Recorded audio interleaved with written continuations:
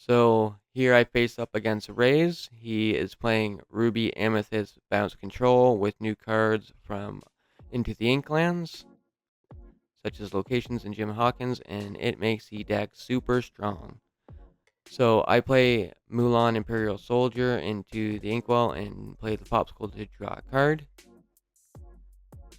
He then inks a Minnie Mouse, always classy, and plays the lovely one-drop Olaf for one.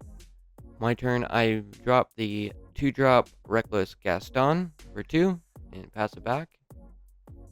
He then quests for 1 with his Olaf and then pays 2 to play Teeth and Ambitions, doing 2 to his Olaf and 2 to my Gaston and passes the turn.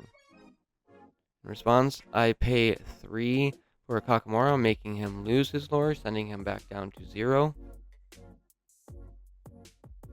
He then quests again, bringing him back up to 1, and then bounces his Olaf back to his hand with his Madam Snake, and then pays 1 for the Olaf to come back out. His deck cannot challenge anything if he keeps bouncing and unexerting his characters, which still seems to be a very strong combination, no matter what set it has been. Ever since the bounce packages come out, it has been super strong. I then pay 4 for a Hiram Flavisham after inking a Maui Hero to all, popping my Popsicle and drawing 2 cards. I then pass the turn.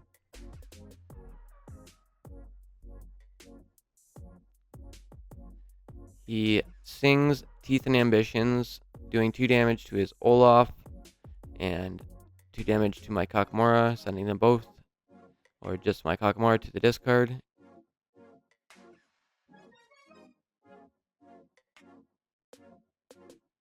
Then he seems to decide whether or not he wants to ink Maui. He does decide to ink it.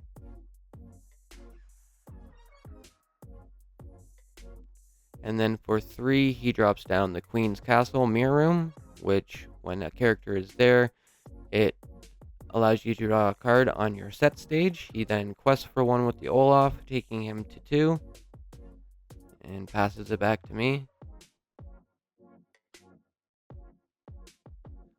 For 1, I play Felicia Always Hungry, and then for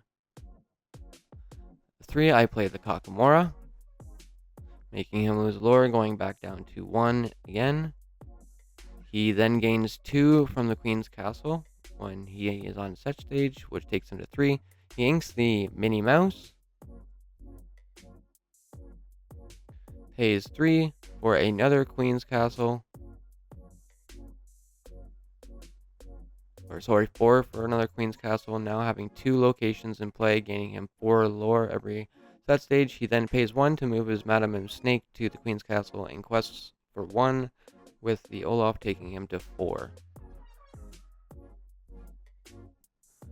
I pay 2 for Montanui, and then 1 to move my Kakamora to Montanui, and 1 to move my Felicia Always Hungry to Montanui. I then send Felicia into his Olaf, sending her to the Inkwell thanks to Montanui's ability. I ink the Queen of Hearts, Imperial Ruler, and pay 1 to drop the Jolly Roger. He gains 4 from the Queen's Castle, taking him to 8, keeping his tempo off just locations alone.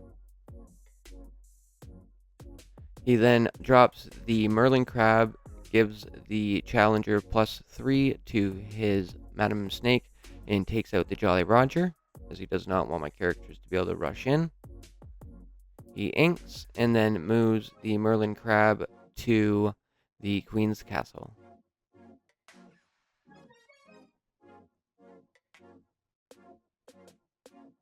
Going into this, I was quite confident, but my deck seemed to have some glaring issues against Ruby Amethyst, as it could not attack into his characters. I then attack with my Kakamora into the Madam M Snake, getting rid of it because I do not want him drawing cards off his Queen's Castle, and my card goes to the Inkwell. I then pay 3 for the Shere Khan, so when I challenge into his characters, I gain 1 lore. I then for 2 drop the Cogsworth Talking Clock and pay 1 to move Hiram to Montanui. I then quest for 1. I cannot pop an item as I do not have one, which would be great, taking me to 2, and then I pass the turn back. He then again gains 4 lore, taking him to 12 from his Queen's Castles. He then inks, I believe it was a Minnie Mouse. Always classy.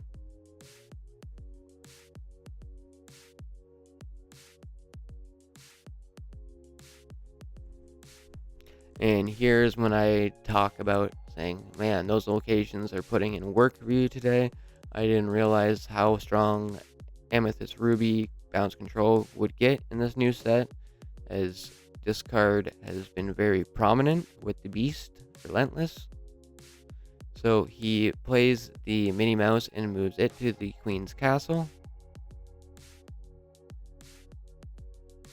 So back on my turn, I pay 5 for the Queen of Hearts, which allows me to draw a card every time one of my characters challenges another.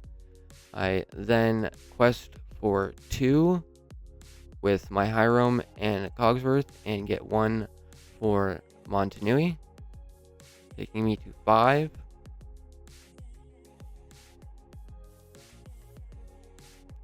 He then, on his turn, gains 4 more from the Queen's Castles, taking him to 16. He then inks another Minnie Mouse,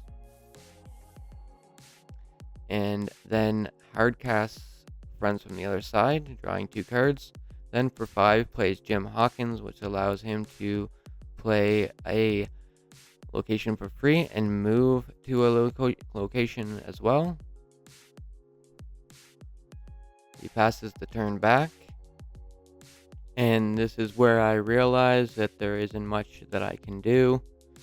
I have the Be Prepared in my hand, but first I go questing, knowing that he is going to gain 6 lore off his locations and basically close out the game.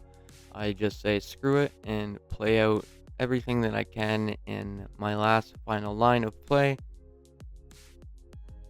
which is to move one character to Montanui, and then quest, gaining all my lore. And then I throw down the Be Prepared, and that's the game because he wins from his location tempo. Bounce control is still going to be super strong into the Inklands. What does the fox say? Ding, ding, ding, ding, ding, ding.